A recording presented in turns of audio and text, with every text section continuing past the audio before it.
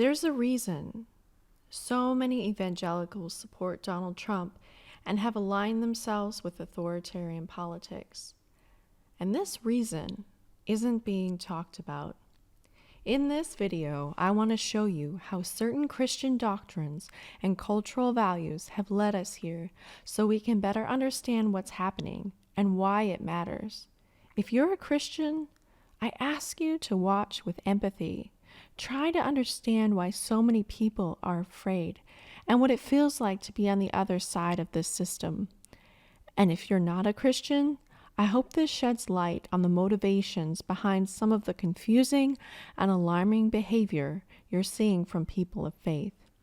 I spent over 20 years deeply immersed in the Southern Baptist Church. I was fully devoted, faithfully following Jesus and trying to live out what I believed. And from that place, I want to offer some insight into the mindset that has shaped millions. I'll show you why many believers have come to see personal freedom as dangerous, and why they genuinely believe that only Christians are qualified to make righteous decisions for an entire nation. My hope is that by the end of this video, we'll all be able to recognize the deeper forces at play and see the very real dangers of confusing faith with control.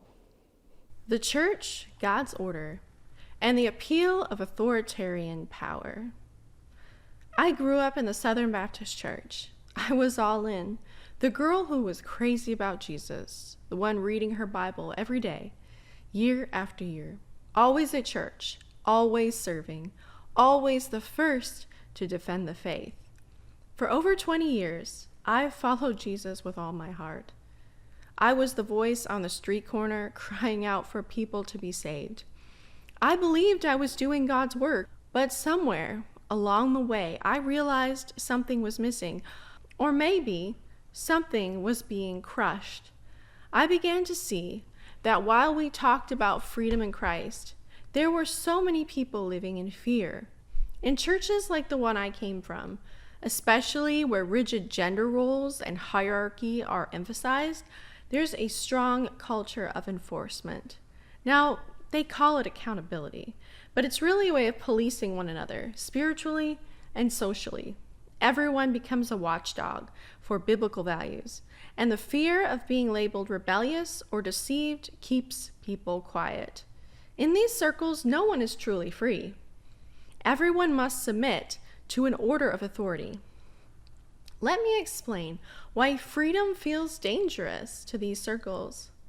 When I went to college, I didn't want to be just another run-of-the-mill believer. I wanted to be radical. A true follower of Jesus, fully surrendered. That passion led me to churches that were increasingly Reformed or Calvinistic in theology. There I was taught something that shook me, that human beings are utterly capable of choosing good on their own, that they are slaves to sin by nature, powerless, depraved, bound. And here's where it gets really dangerous. If you believe that only Christians can do good and that unbelievers are enslaved to evil, then it becomes righteous to restrict the freedom of said evildoers. It becomes a moral duty to save them from themselves, to control their choices for their own good and for the protection of society. And this isn't just a theoretical danger. It's already being lived out, especially in how women are treated within these same theological frameworks.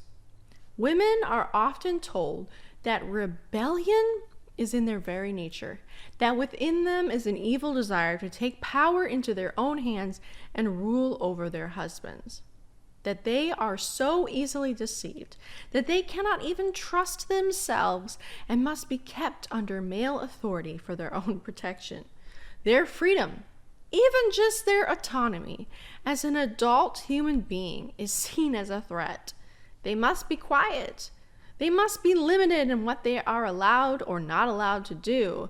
They must obey and submit to the men who lead them. And the truly disturbing part, many people have been so conditioned to believe this that they no longer even see it as control.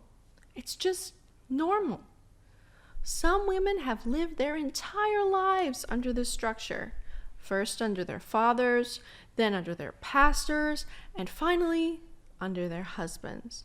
At every stage, they're told that their obedience is not only expected, but sacred. From girlhood to adulthood, their autonomy is quietly and systematically stripped away. And if Christian men can justify controlling their wives and daughters, the people they claim to love, do we really think they'll care about the rights and dignity of people they don't even know? Not likely. When you've been conditioned to see control as love, as protection, then it's easy to believe that society also needs strong, authoritative leadership, that everyone needs to be kept in line for their own good. And so you support leaders who promised order at any cost. You back politicians who vow to keep outsiders in check because you've been taught your entire life that the outsider is dangerous, that freedom leads to chaos, that personal autonomy is a threat to God's divine order. You accept laws and policies that restrict the freedom of others, believing it's what's best, believing it's righteous. This is how the fear of freedom becomes foundational. It's baked into the culture from the ground up, and it keeps repeating generation after generation unless someone begins to question the system. Until we name this fear for what it is, until we challenge this obsession with control disguised as order, the damage will continue in our churches, in our homes, and in our politics. And just as a quick aside, people often wonder why so many women vote for men who mistreat, abuse, or even essay women.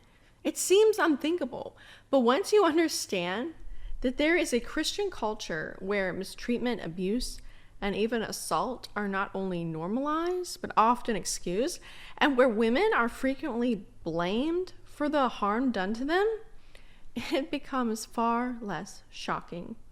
When control saturates Christian culture, it doesn't stop at the church doors, it seeps into the culture at large.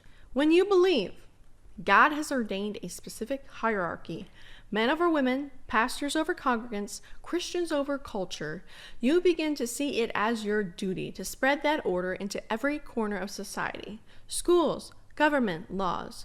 Anyone who doesn't agree and speaks out becomes a threat, an enemy of God's design. That's why so many evangelicals were drawn to President Trump. It wasn't because he embodied the teachings of Jesus. It was because he promised to protect their power, to fight for their version of moral order, even if it meant crushing everyone else's. To them, he became a political messiah, not as a man of character, but as a weapon in their culture war. And here's the danger. When the church blesses authoritarianism in the name of God, it betrays the very heart of the gospel. It teaches people to mistake control for righteousness and domination for holiness. But I've come to see things differently now. I still love Jesus, and I still care deeply for souls, but I also care deeply for people's lives, for people's right to choose, to think, to speak, and to live without fear. That includes women silenced in their homes by husbands who claim to lead in God's name. But it extends so far beyond that. Everyone should be free. The freedom of choice that God has given us must not be taken away by those who claim his name. So, if you've been told that your voice doesn't matter, that freedom is dangerous, that questioning is rebellion, I want to tell you the truth. You are not wrong for wanting more, and you are not alone. You are waking up, and you're not walking away from God. You're walking away from control. There is a way of following Jesus that doesn't require hierarchy, fear, or political allegiance. A way that values love over law, freedom over fear, people over power. And that's what my channel, Divine Dissident, is all about. If this resonates with you, if you felt trapped or you're starting to question the system you were handed, know that you're not crazy. You're courageous. Please like, subscribe, share this with someone who is wrestling right now, and drop a comment below. How have you seen God's order being used to control rather than set people free? Let's keep shedding light. Let's keep setting people free.